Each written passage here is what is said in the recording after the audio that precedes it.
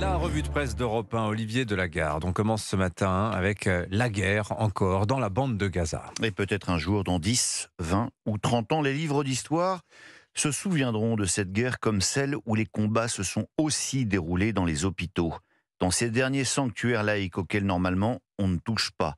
C'est l'impensable cible, titre d'ailleurs Libération. L'hôpital Al-Shifa déborde de ses murs avec un village de tentes érigé à la hâte sur le parvis et où 15 000 réfugiés se seraient réfugiés jouxtant une morgue à ciel ouvert, décrit le journal.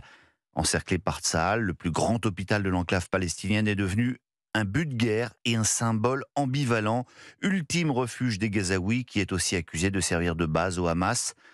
Alors vous lirez dans Libération la situation désespérée des soignants, des blessés, des femmes, des enfants, des nourrissons. Voilà une semaine que Tsahal exprime sa détermination à prendre ses hôpitaux, raconte aussi Le Monde.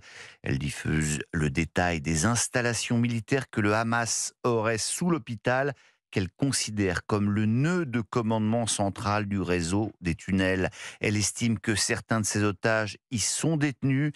Les terroristes dans les caves d'Al-Shifa peuvent entendre le bruit de tonnerre de nos tanks, a lancé le ministre de la Défense. Dans 10, 20 ou 30 ans, peut-être que l'histoire nous dira qui a fait preuve de la plus grande sauvagerie, ceux qui se sont attaqués à un hôpital ou ceux qui l'avaient transformé précédemment en centre de commandement militaire. Alors pendant ce temps, hier, Emmanuel Macron recevait les représentants des cultes à l'Élysée. Oui, et Emmanuel Macron ne manque pas d'air, semble penser Isabelle de Golemin à la une de La Croix. La manière dont le président de la République, quand il en a besoin, rappelle l'importance du rôle des religions pour le vivre ensemble ne manque pas de sel. Et de rappeler que le même président balaie les positions des mêmes religions lorsqu'il s'agit de PMA, d'euthanasie ou des migrants. Mais enfin là, il s'agissait de faire en sorte que le conflit au Proche-Orient ne soit pas importé par les communautés religieuses.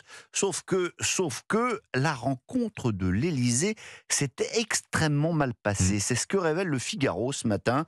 La scène s'est déroulée dans le bureau même du président de la République, raconte Jean-Marie Guénois. La tension a été palpable lors de la discussion sur l'absence des musulmans à la manifestation.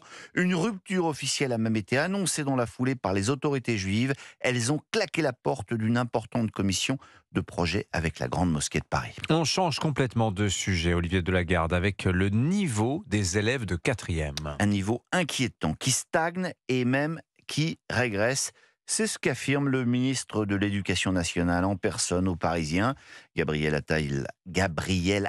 Il détaille les scores des tests passés en septembre par les élèves en 4e. Donc à 13 ans, un peu plus de la moitié des élèves ne lisent pas convenablement et n'ont pas le niveau en maths. Ça, c'est pour le résultat global, mais il y a une autre petite bombe, c'est la disparité entre les académies. Si on voulait être polémique, on poserait la question ainsi: pourquoi les petits Parisiens sont-ils beaucoup plus brillants que les habitants du nord de la France?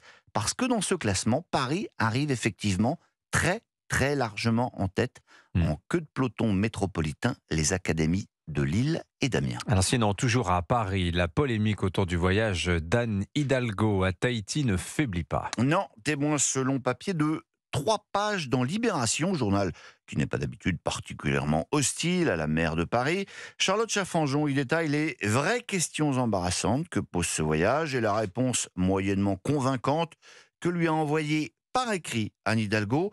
Je n'ai pas le temps sur ce sujet, mais la presse peut s'intéresser au sort des femmes politiques de gauche qui font l'objet d'un harcèlement constant. Bref, circuler, il n'y a rien à voir. Mais on va terminer avec un Parisien beaucoup plus consensuel ce matin. Je veux bien sûr parler de Warren Zaïre-Emery, le nouveau prodige du PSG qui va faire ses grands débuts en équipe de France de foot. Le petit bleu de Clairefontaine, comme l'appelle l'équipe en une. Le quotidien sportif qui n'en revient pas de sa précocité parce que s'il joue samedi, ce dont personne ne doute, Warren Zaïre-Emery aura 17 ans, 8 mois et 10 jours. Et ce sera alors le plus jeune joueur en équipe de France depuis plus de 100 ans. Alors Hugo Delhomme nous raconte sa première journée chez les Bleus, élève de terminale en filière STMG. Il a fait ses devoirs avant d'arriver à Clairefontaine. Pour se rendre en Grèce avec l'équipe de France la semaine prochaine, il a dû fournir une autorisation parentale de sortie du territoire. Mais à part ça, tout va bien, raconte le journal, sauf qu'il file un petit coup de vieux à tout le monde. Olivier Giroud, qui va donc peut-être jouer avec lui, pourrait être son père et moi son grand-père, a d'ailleurs rigolé Didier Deschamps. Alors voilà, en guise de conclusion, je vous refilerai bien cette citation un peu éculée. Aux âmes bien nées, la valeur n'attend point le nombre des années. Mais tiens, puisqu'on parlait du niveau des élèves de 4e, qui peut me dire d'où cette citation est tirée? Ah bah Corneille, le Cid. Eh ben bravo, vous avez 20 sur 20, Dimitri Pavlenko. Oui. J'ai le Au niveau tableau. de 4e. Bah écoutez, je suis rassuré. N'attend pas ou n'attend point? D'un temps point, je sais plus. Non, je crois que c'est n'attend pas. Je pense que c'est n'attend pas. On va Ouais. vérifier. Vous avez bien né. Mais oui, mais Ouais. il a le niveau 3e, Pascal Pro. C'est pour ça qu'il est beaucoup plus fort que nous. À Paris. Ah. Oui. Faites pas le mariole, Pascal. La Pascal valeur Pro, n'attend faites point pas. le nombre des années. Ouais. Vous auriez Point. aimé faire la une de l'équipe point, non. avant C'est vos point. 18 Donc ans, j'avais Pascal raison. Pro. Il avait raison. Eh ben Ouais. j'avais raison. Je suis fatigué d'avoir toujours raison. C'est vrai.